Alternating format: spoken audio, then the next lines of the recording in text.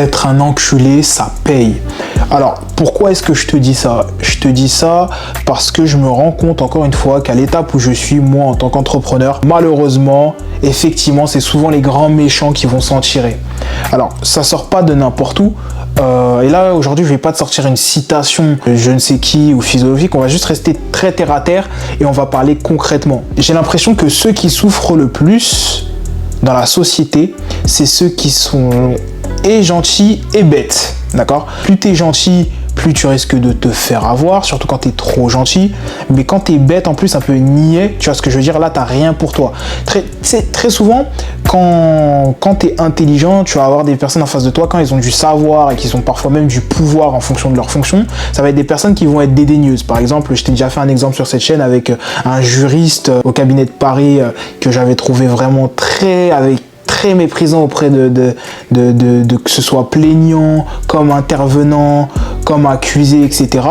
Ou alors, en fait, surtout ici en France, j'ai l'impression que les gens ici, quand ils savent, ils ont l'impression que c'est un pouvoir.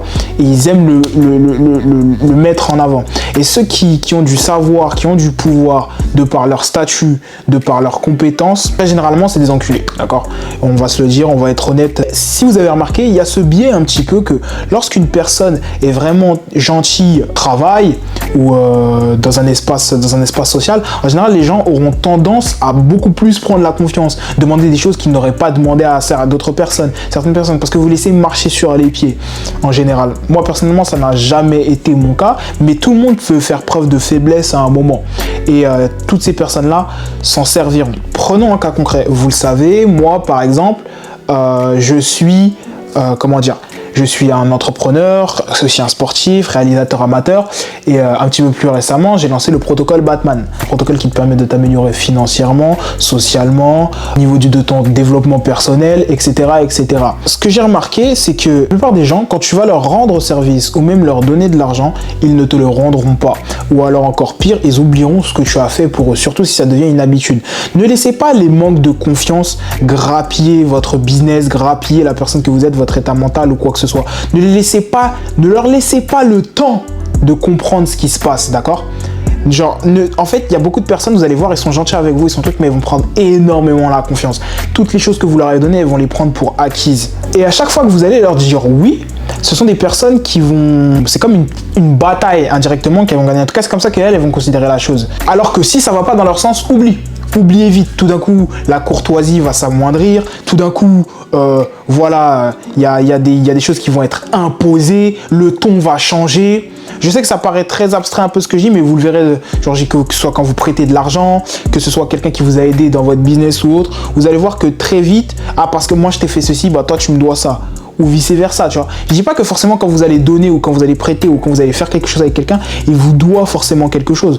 Moi, je vous parle juste de ce changement de comportement qui arrive auprès de certains humains, tu vois. Moi, je suis quelqu'un, en l'occurrence, si par exemple, je t'ai donné quelque chose et tout, moi, je vais très vite te faire part de mes besoins. Je vais pas passer par 4 chemins. Écoute, je vais pas te le remontrer, mais moi, je vais te demander 1 fois, 2 fois, 3 fois. Ok, au bout de la 3e fois, tu veux pas me rendre l'équivalent de ce que je t'ai déjà appris un jour ou de ce que je t'ai déjà donné, etc. machin.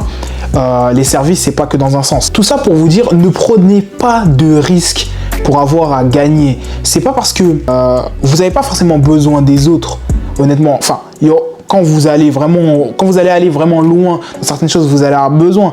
Mais ne prenez pas... Ce que j'essaye de vraiment vous dire, c'est que vous n'avez pas besoin de perdre pour apprendre à gagner. Ça, c'est faux. Ça, c'est absolument faux. Vous n'avez pas besoin de vous coltiner des gens que vous n'aimez pas. Vous n'avez pas besoin d'accepter qu'un patron vous parle mal. Vous n'avez pas besoin... Non, faites les choses par vous-même. Au jour d'aujourd'hui, comme vous pouvez le voir, moi, j'ai créé tout mon programme. J'ai commencé à lancer ma propre académie. J'ai commencé vraiment à avancer dans tout ce que je fais, à m'améliorer même au niveau de mon contenu. Et ça, de par moi-même. Parce que les autres n'ont pas voulu me tendre la main au moment où moi, je leur ai demandé. Il y a beaucoup de gens... à partir du moment, par exemple, où moi je vais donner de l'argent à quelqu'un, je vais plus considérer que tu m'as tendu la main. Pour moi, c'est même pas un service que tu m'as rendu, tu as juste effectué ton travail. Avec la vidéo de mon épisode précédent, apprendre à pêcher. Excuse-moi, tu m'as même pas offert du poisson, je t'ai payé pour que tu me donnes du poisson. Mais dès lors que je t'ai demandé moi aussi d'apprendre à pêcher, bizarrement tu m'as pas tendu la main. Après toutes les choses que moi j'ai faites pour toi.